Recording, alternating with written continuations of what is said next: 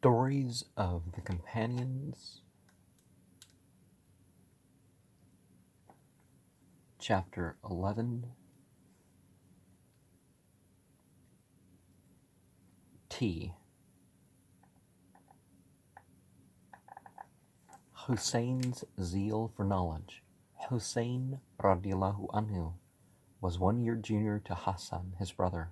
He was a little over 6 at the time of the Nabi's death. Nothing much can be expected from a child of that age, but there are quite a few ahadith narrated by Imam Husayn radiallahu anhu. Muhaddithin count him among those Sahabi who were responsible for giving at least 8 hadith.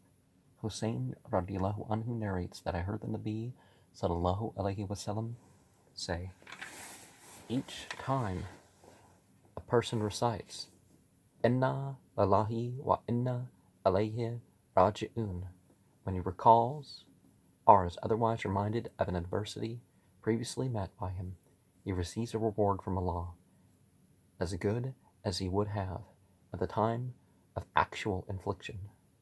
And the Nabi sallallahu alayhi wasallam said, a Muslim gets immunity from drowning while crossing a river if, at the time of embarking, he recites Bismillahi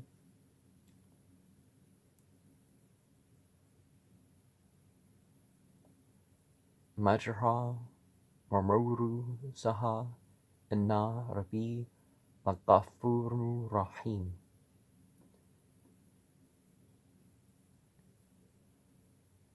I think there's a couple of vowel marks missing, but and the name of God be its course and its mooring.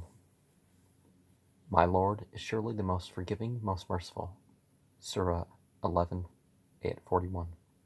It is also reported on his authority that the Nabi sallallahu alayhi wasallam said, to shun vain things makes one a good Muslim. Rabi'ah radiallahu anha says, once I asked Husayn, radiallahu anhu, okay, I thought that was, okay.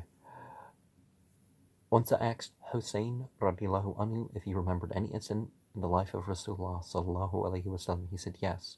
Once I managed to get on to a few dates lying near a window and put one of them into my mouth. Rasulullah sallallahu alayhi wasallam told me to take out, throw away the dates, as we were not permitted to eat anything from sadaqah.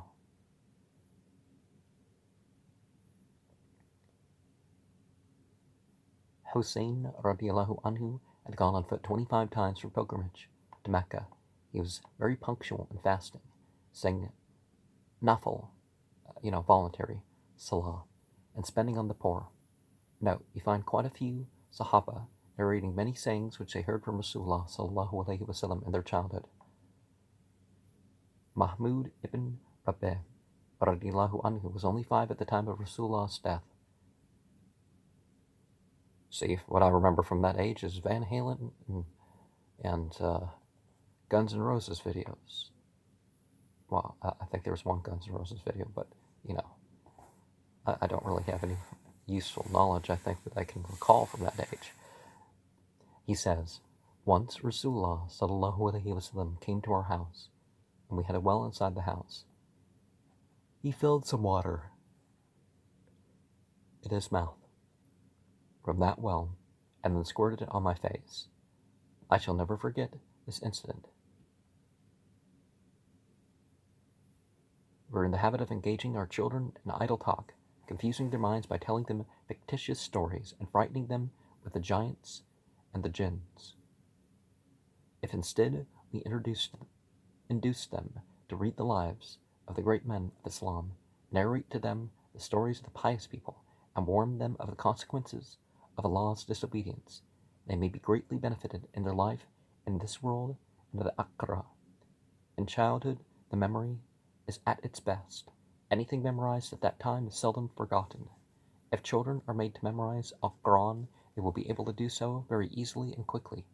I've heard very frequently from the elderly women of my family and from my respected father himself that he memorized 1/4 of the 30th part of Al-Quran even before he was weaned, and he had finished memorizing the whole Quran, and on the top of that he read only a few standard books in Persian literature, the fatter of his own accord, by the time he was only 7.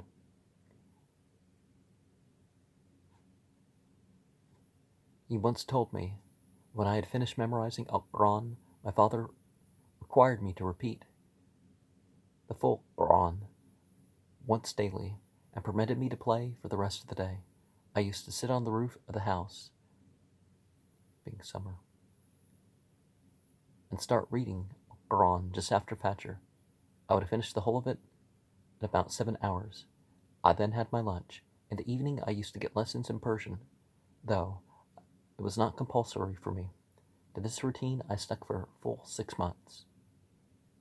It is not an ordinary thing for a child of 7 to recite Al-Quran once daily for a full 6 months, along with learning other things. As a result, he would never forget or commit an error while reciting Al-Quran from memory. Apparently he earned his livelihood by trade in books. He was found reciting Al-Quran even when his hands were engaged in performing his job. Sometimes he would even teach the boys who wanted to learn from him after school hours. While reciting Al-Quran and doing his job, he thus attended to 3 things at a time, but his way of teaching his students was different from that adopted currently in the schools, where the entire burden is on the teachers. He simply listened to the students reading, translating, and explaining the meaning. If the student was correct, he simply said, "Go ahead." But if the student made some error or needed some further explanation, then only would he correct or explain, as the case might be. Now, this story is not of ancient times. This has happened only recently. It is therefore strong to think that al-Muslimin of today, being of poor physical strength, cannot try to follow the footsteps of their ancestors in Islam. But with the technology that's developed since, it's even easier to set up kids to do this. Have the Quran playing in the crib. Have, with translations, have other stuff that that nobody they know knows, but they can learn it. And when somebody, unless you know something to be wrong, people know things even in the subject of experts. I don't have a degree, but I've been able to talk to communicate with college professors at times, and sometimes I know something they don't, and there tends to be some degree of humility involved. I mean, as long as we don't get into, I know more than you, and you know more than me, that sort of thing. It's like, but I don't think I've ever gone into that. Or I don't think it's really been a thing. Just discussing, well, this, and here's my conclusion based on this, and, people can't even do that with their families.